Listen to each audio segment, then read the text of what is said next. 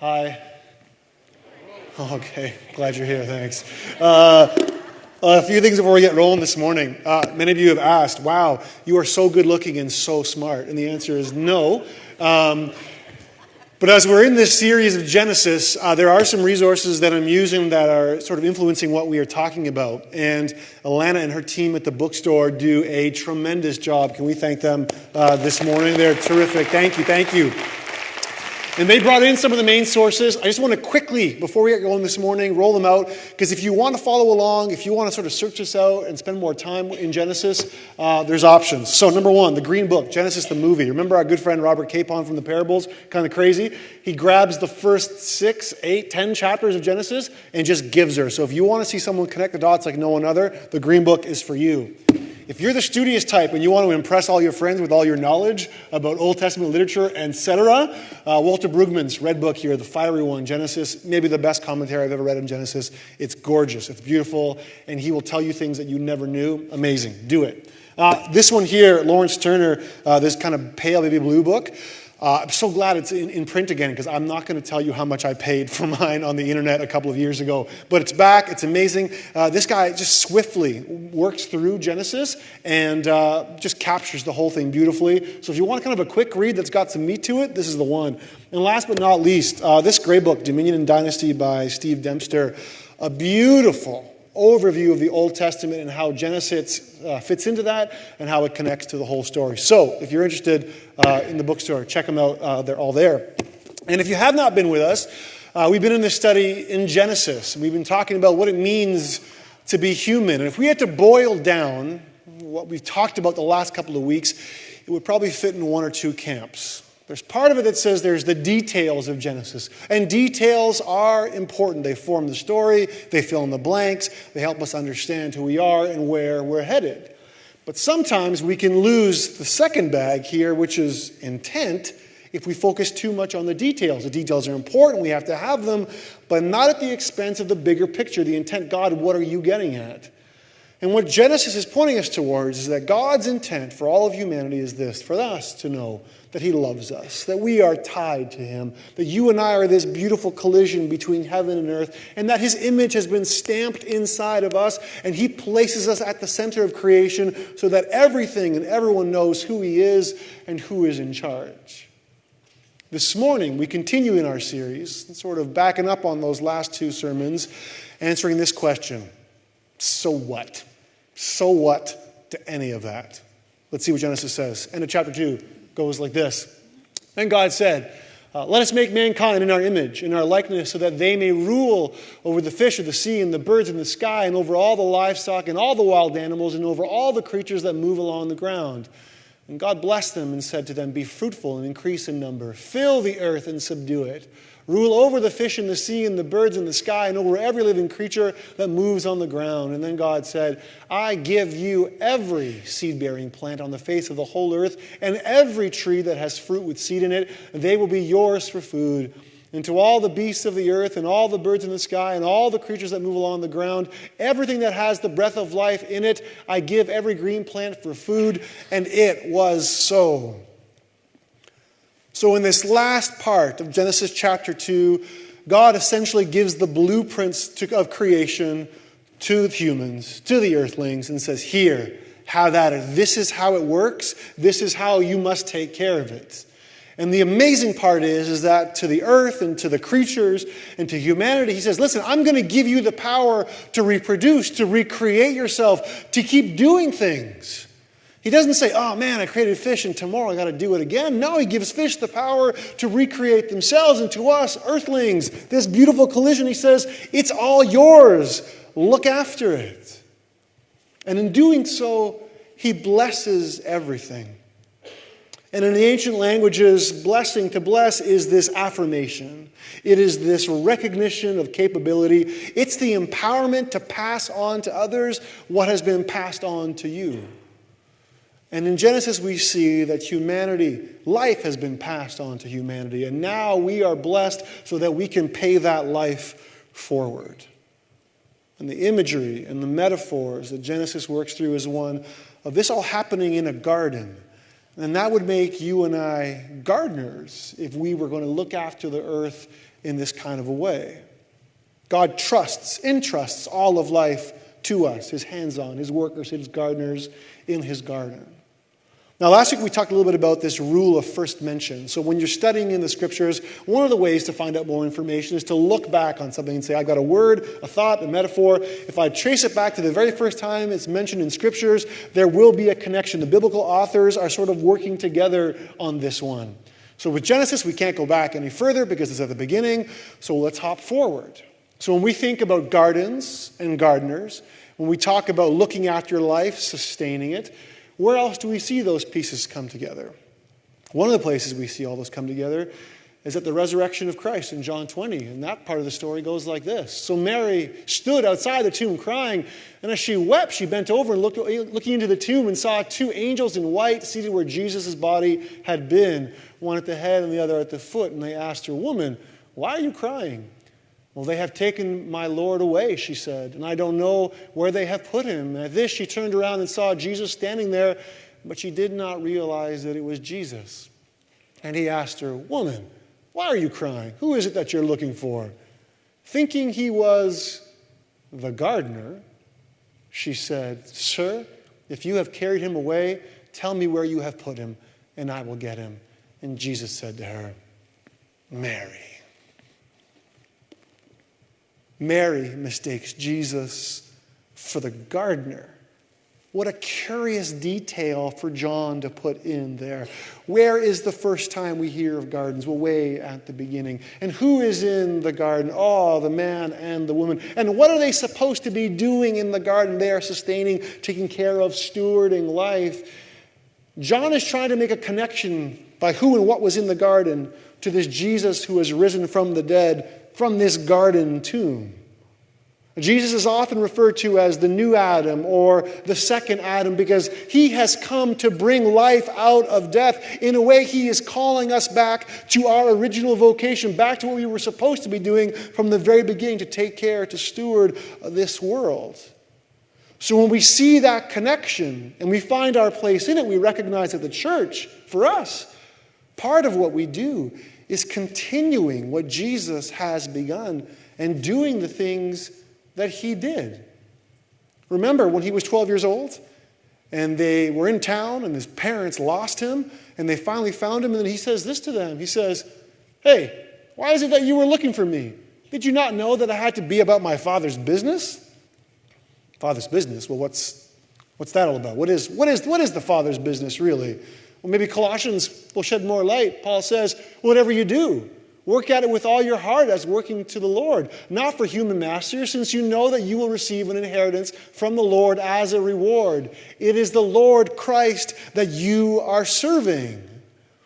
So when we connect Genesis to Jesus, to the continuation of what Jesus is doing here in us through the church, we recognize our place in it.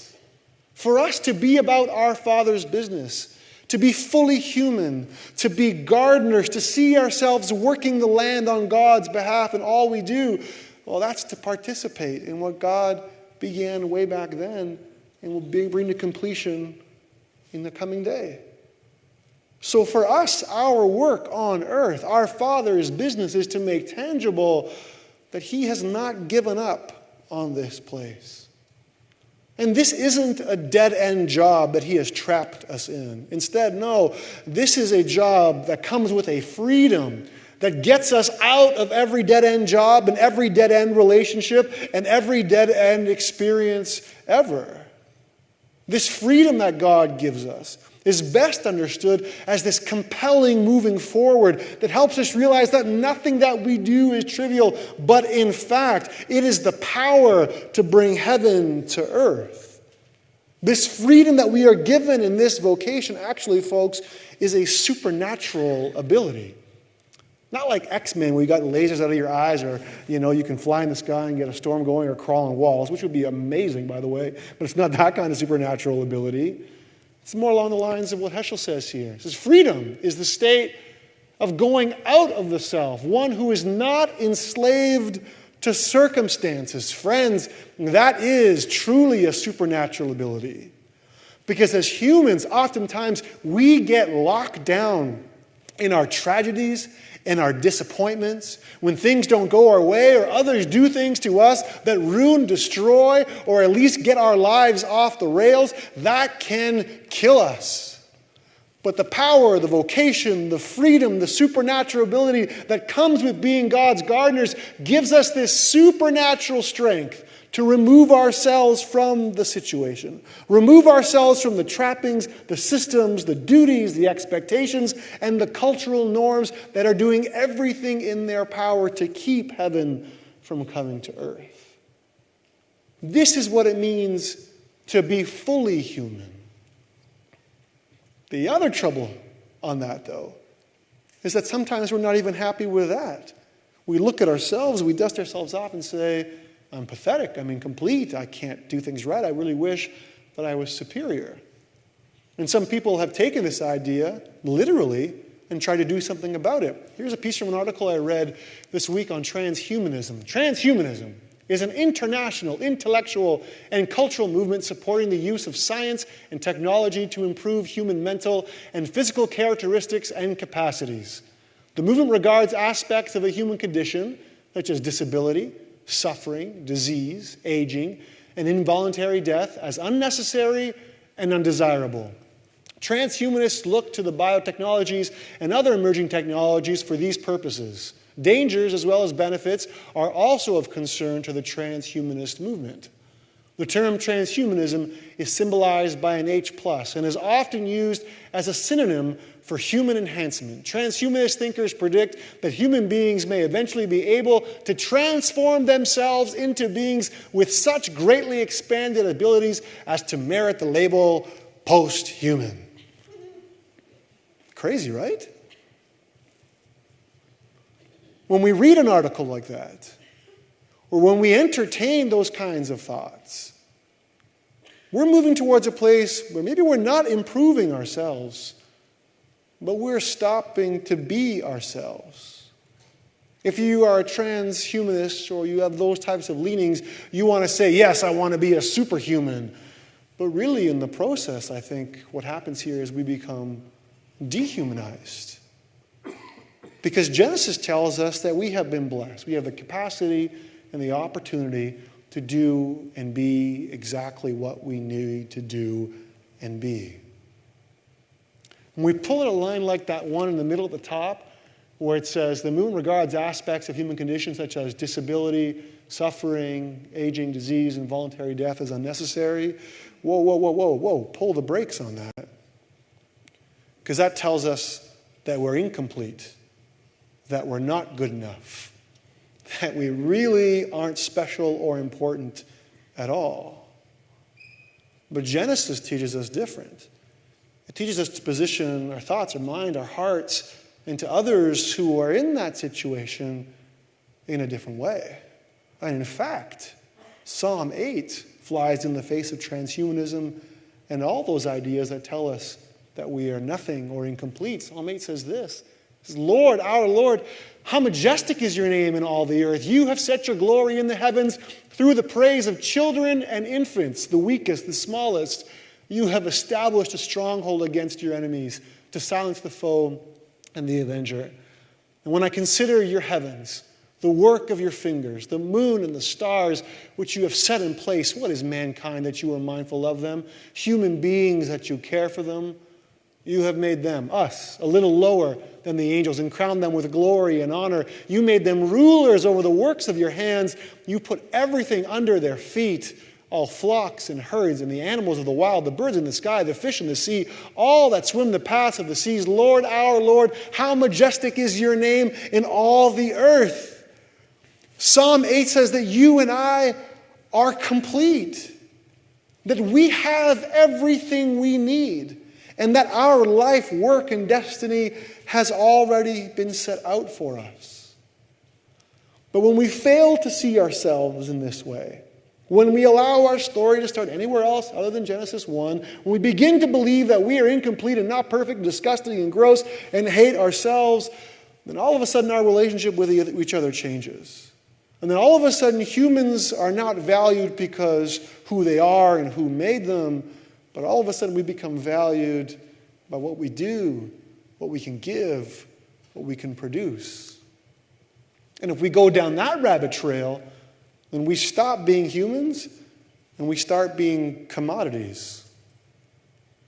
Relationships become transactions. I'm friends with you because I can get something out of you. You're friends with me because you can get something out of me. And then when we're done with each other, we can throw each other away, because that's how we roll here in North America. Everything gets used once and then tossed away.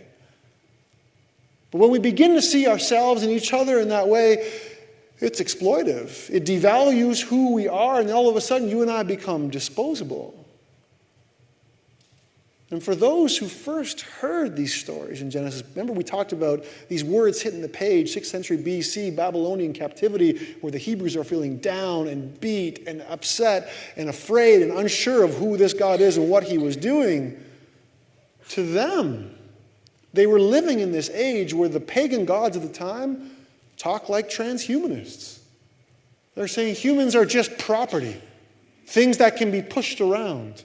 And I can move them around at our whim. I can toy with them. Humans are of little value.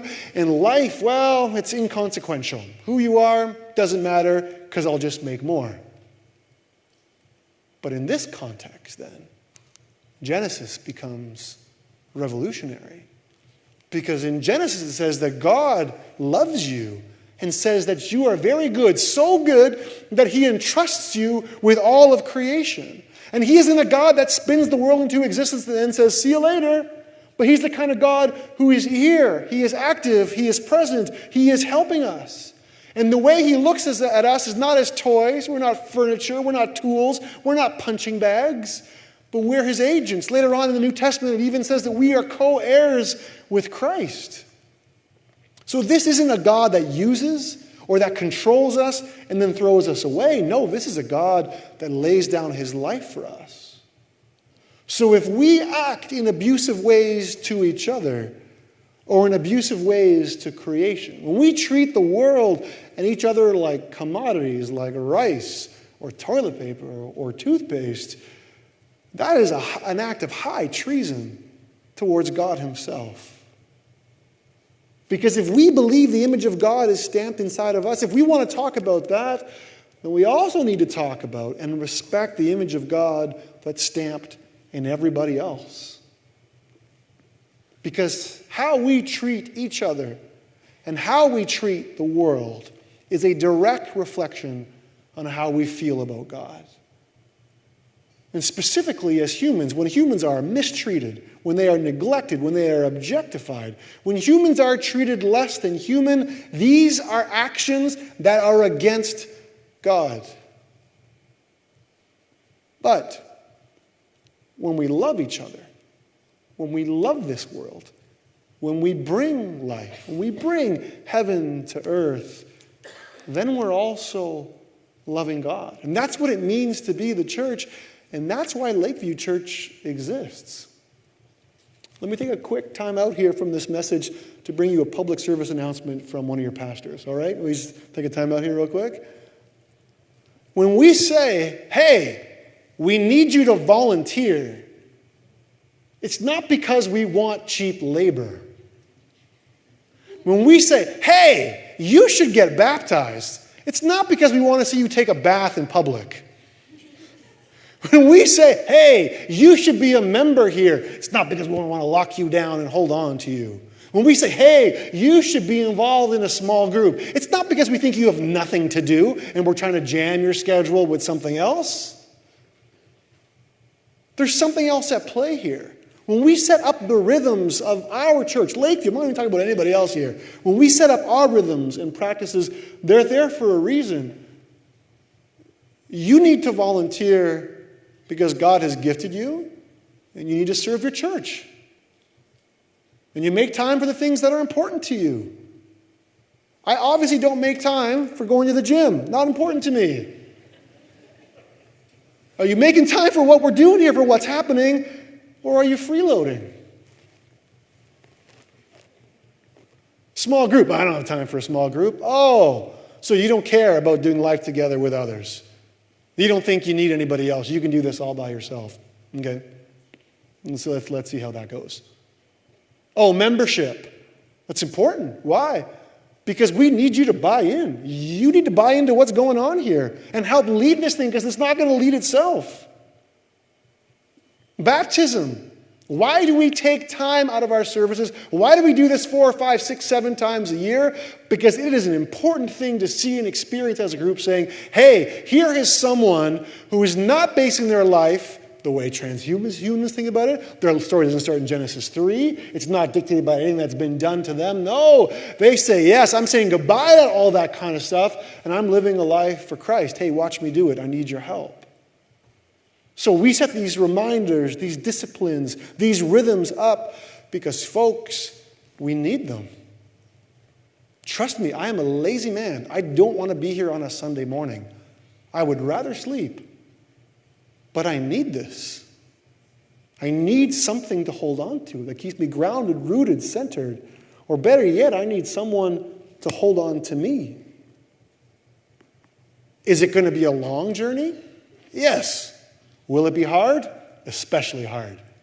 Will it be dirty and gross and messy? On most days. Am I going to disappoint you? Most probably. I already have today at least twice, I am sure. But there's something else at play. Catholic priest Daniel Berrigan puts it this way when he says, the Bible gives us a long view rather than the expectation of a quick fix. All of us are in grave danger of being infected by this American ethos that good work brings quick change rather than the older spiritual notion that good work is its own justification and that the outcome is in other hands besides ours. Amen to that. To do good is to be like God, is to continue what He started. And I'm not doing it because I'm going somewhere. I'm doing it because it justified itself in the here and now. There is a sacrament to the present moment that we share together. Friends, this is a church, not a machine. We're not bringing you in one door, messing with you, and then spitting you out on the other side. This isn't a sports car. We are not racing towards somewhere. For those of us who have fingers crossed and say, oh, I can't wait. Well, Lakeview is going to be what Lakeview used to be. Oh, awesome. Oh, I can't wait. Oh, something amazing is going to come in the future. No, that's bogus. Don't think that way. Throw that out. Because when we hang out in those areas, we're living elsewhere other than the present. There is something about this moment right now, this season of life for you, but for our church. And if good is its own end, and I'm not just living for tomorrow or living for yesterday, then that opens our souls to ask this question, God, like, what are you up to today? What are you doing? Where do you need me to continue your work? God, where is it darkest? Can you send me there with your light? What part am I meant to play?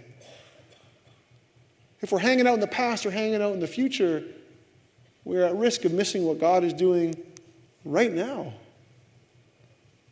We can't. We can't. Friends, you and I, we need to stop looking at people as projects that need to be completed. And we need to start to see the local church as a continuation of what God started at creation, of what Jesus exemplified. This recognition that every person in every moment is indispensable. Let me give you an example for it. If you're a parent, you've probably seen this or felt this. But your kid draws you stuff, and it's awesome. The first one is a prize. The second is amazing. And Father's Day comes around, you got that weird glued-out, cut-out tie, right? Or at my house, I have more raw macaroni glued to paper than any man needs. My daughter specifically, though, part of her love language is to draw stuff, and most recently, it's been notes. So let me show you some of the notes that have been around our house the last few years. This one here was posted outside of the kids' toy room. It goes like this. Rules. Just have fun and do whatever you want. Didn't come from me. But okay, I get it. Or something like this. I was away this past fall for a few days. I came home to cupcakes and a welcome back note and a girl that's hiding behind the counter because she is excited to see me. Sometimes the dog even gets notes posted on his backside that says, punch me, which I'm totally cool with. And then last but not least, this one's got a bit of an ulterior motive.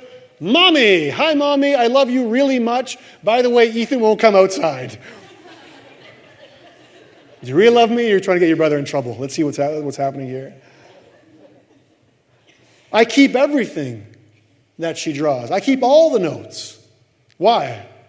Is it because there's going to be a shortage anytime soon? No. Is it because they're masterful works of art? Not really. Is it because the paper and the inks and the oils are of great value? No. I keep them because of who made them. I'm saying something about how I feel about her when I stockpile her work. I love the notes because I love my daughter. If she means nothing to me, then the notes mean nothing to me. And in the same way, if God matters to us, then others and everything else that's ever been created also must mean something to us. And this is the big so what at the end of 2 chapters in Genesis, that what God has created and entrusted us with is vastly important to Him, so it ought to be important to us. And because that is true, we need to do this together, because there is no other way. Because for Christians, success, by definition, is not the fame of an individual, but the flourishing of a group. Yes, this is where church, this is where Christianity makes its most sense. Culture will tell you something different. If you ever watched TV in the 1980s, you'll remember that TV show, Lifestyles of the Rich and Famous. Oh my gosh, the guy's got a pool in his kitchen. What a great idea. He's so great. Or we really prop up people who are self-made men and women. Oh, they did it all by themselves. Great. Genesis says, okay, that's cool, but not if it's at the expense of others. Why? Because the Christian is an incessant revolutionary. She is always, everywhere, in revolt, not for herself, but for humanity. Friends, Genesis says that you and I belong to one another, that there ought to be a mutual commitment between us, and we are at our best. We understand ourselves fully when we are in deep community with each other, looking after one another. And our worship to God is directly tied to this, directly tied to how we care for others and how we care for this world. Because worship in this sense is an extension of who God is and what He's doing and how He loves this world. Like we talked about last week, in the era that Genesis was written, the pagan gods, there was images, there was statues. These were the symbols of their God and everything that they stood for. And the same rings true for us, our friends and our neighbors and our family and our co-workers. We are the image of God to these people. And the way we treat our spouses, how we spend our money, the kinds of foods that we buy, the kinds of cars that we drive, the kinds of trips that we take. All of those reflect or symbolize who God is, for better or for worse. That's why the scriptures tell us that you and I, we are the image of the invisible. You and I, we reflect the divine. We are the proof, the living proof, the witnesses that God is present, that He is active, and He is at work in this world.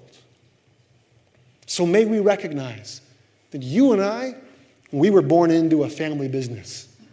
And the family business was, you have been blessed so that you can bless others. You and I, we are garden variety humans. We have been called to take care of each other and take care of this world. And freedom here becomes this event. It's this supernatural power, this freedom to rise above whatever situation or circumstance we find ourselves in and handle it justly, rightly, and in a good way. But when we forget to see ourselves and the world in this way, we can slide into this place of high treason towards God, where we're only valuable if we're H+. Otherwise, we are incomplete. And when we hang out there, we also begin to believe that each other were just commodities. I only hang around you from what I can get out of you. And instead, we forget the older spiritual notion that good, that relationship, this is justification in and of itself. And when we hold on to that tightly, we recognize that it's not all about me, it's all about we. Our moments, our friends, our families, they are indispensable. We are called towards communal success. And by that, our worship is an extension of who God is and what he is doing. As we close in prayer this morning, I want to do it in a little bit of a different way. We're going to do a reading and response. I'll read the first line, you read the second line, that's italicized. And this isn't a fancy prayer from an old hymn book or an ancient spiritual document. These are actually lyrics from a band I really used to like called Thrice. And it's really going to make sense. So stand up with me real quick here. We're going to try this a little bit out of the norm. It's okay. You're going to be all right. I'll take care of you. The band will come out and lead us when this is done. I'll do the first line. You do the second italicized line. Let's hear it loud and clear. We are more than carbon and chemicals. Free will is ours and we can't let go. We can't allow this, the quiet call. So we sing out this, our canticle. We all were lost, now we are found. We are the named and we are known. We're more than static in dial tone. We are emblematic of the unknown. So raise the banner, bend back your bows. Remove the cancer, take back your souls. Though all the world may hate us, the shadow overtake us. Sing your hearts out.